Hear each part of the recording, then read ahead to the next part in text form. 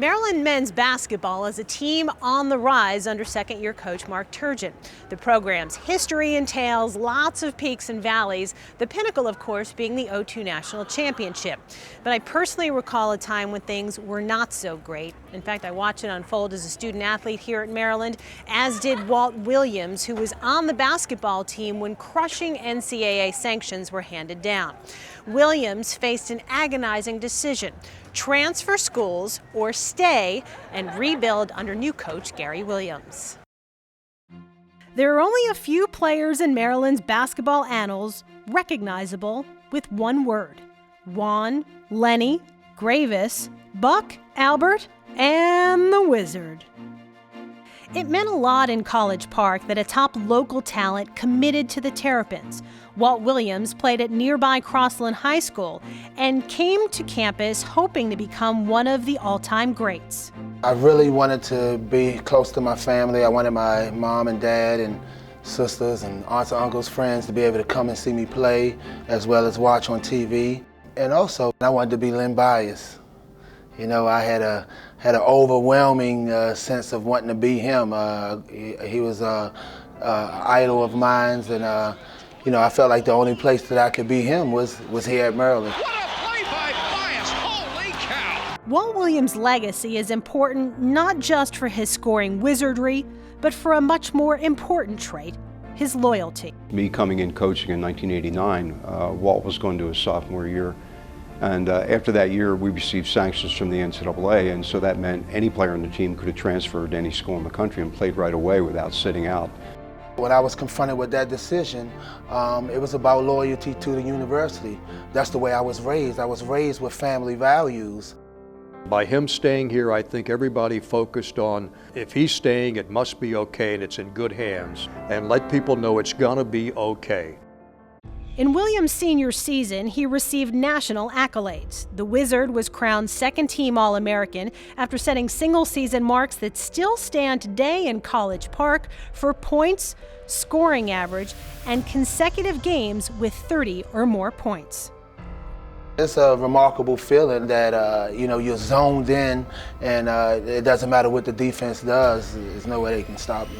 He had a game against Florida State, I'll never forget, where he was just incredible. They were in his face. They had 4 pros on the court playing against him at the time. Those guys became NBA players, and Walt just continued to score. I knew I was watching something special going through that time when he had those 7 straight games, because I'd never seen that before. I'd never seen a guy, you know, you have a great game, and obviously the next game, teams are going to come out trying to shut you down, but they couldn't shut Walt down during that stretch. The confidence in myself and the confidence in my abilities to do different things out there grew tremendously in that time period. And it was because of the way Gary Williams coached me. He's very, very intense, very competitive, almost arrogant, like, we're gonna beat you. I don't care who you are. And I love that. I mean, I love that more than anything, because that's the feeling that I had. I felt like we would beat anybody when we step on the court. We just shook our heads saying, how much better can this guy be? Wait till he gets to the NBA. He was the 7th pick overall in the 1992 NBA draft, selected by the Sacramento Kings. Williams started a pro career that would span 11 seasons. When you're playing in the NBA, it's the best guy on every college team.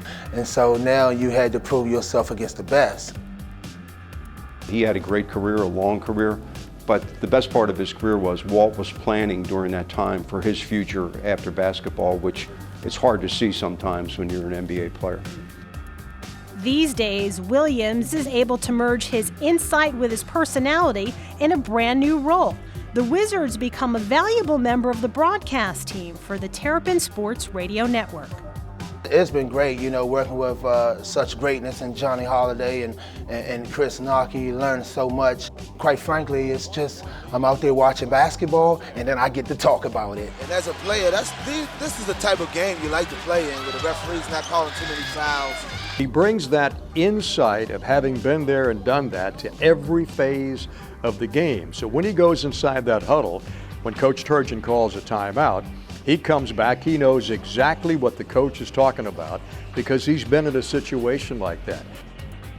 Walt really knows the game. I think now being a part of things with the radio crew, certainly is great, because when Walt says something, he really has seen something in the game that can really help everybody else listening to the game.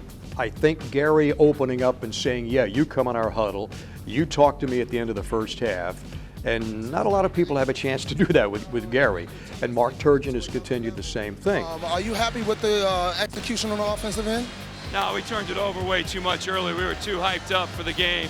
I love the game of basketball, so for me to be able to stay in touch and being able to see it and being able to talk about it and explain it in layman terms to the fans, I mean, it's just great. And also just to be able to be around the young group of kids. I love to be able to every now and then lend advice and being able to help them as well.